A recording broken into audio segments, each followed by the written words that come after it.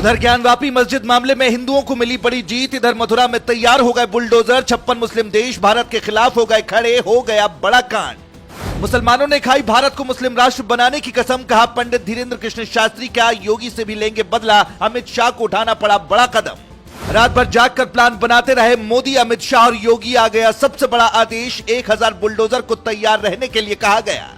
ज्ञानवापी मस्जिद मामले में इस बार हिंदुओं को इतनी बड़ी जीत मिली कि मुसलमानों के होश उड़े हुए हैं। उन्हें हर वक्त यही डर सता रहा है कि किसी भी वक्त अयोध्या जैसा कांड हो सकता है।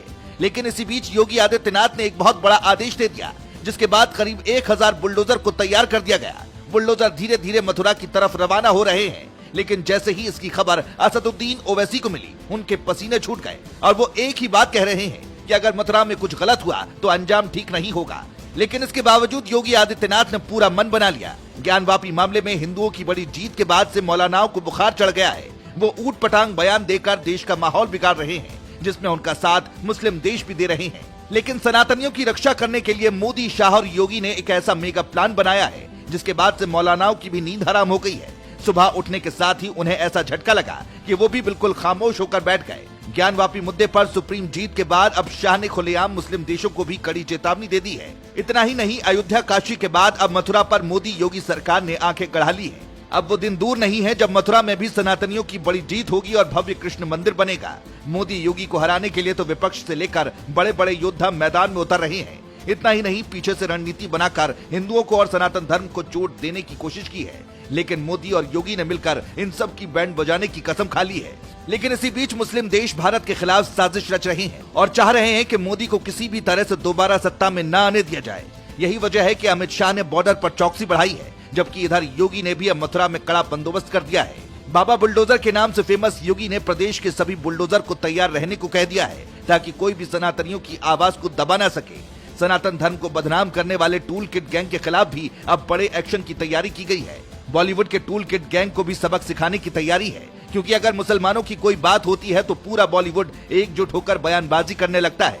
असल में बॉलीवुड को अंडरवर्ल्ड से पैसा आता है, साथ ही मुस्लिम देश भी अच्छा खासा पैसा देते हैं ताकि सनातन धर्म को बदनाम किया जा सके।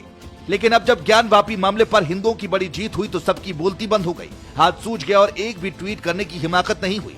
हालांकि अब योगी ने बॉलीवुड गैंग का भी तोड़ निकाल लिया है। योगी सरकार फिल्म सिटी बनवा रही है। अब वो दिन दूर नहीं होगा जब बॉलीवुड गैंग पूरा योगी आदित्यनाथ के कदमों में नतमस्तक होगा। लेकिन इधर योगी आदित्यनाथ कह ढा रहे हैं, उधर पंडित धीरेन्द्र कृष्ण शास्त्री का जलवा भी दिखाई पड़ता है।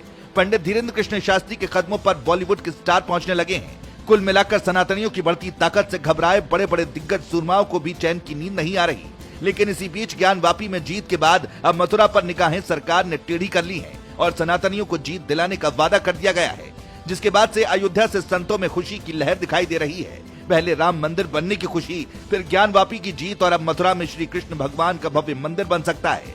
इसी कड़ी में लगातार मथुरा को योगी सौगात पर सौगात दे रहे हैं, ताकि जल्द से जल्द हिंदुओं की मुराद पूरी की जा सके। लेकिन यही बात असदुद्दीन ओवैसी को सबसे ज्यादा खटक रही है और वो मोदी योगी पर तीखे हमले बोल रहे हैं। दोस्तों, आपके हिसाब से क्या मथुरा में खेल होना चाहिए और मंदिर बनना चाहिए? इस पर आपकी क्या राय है? कमेंट में जरूर बताएं।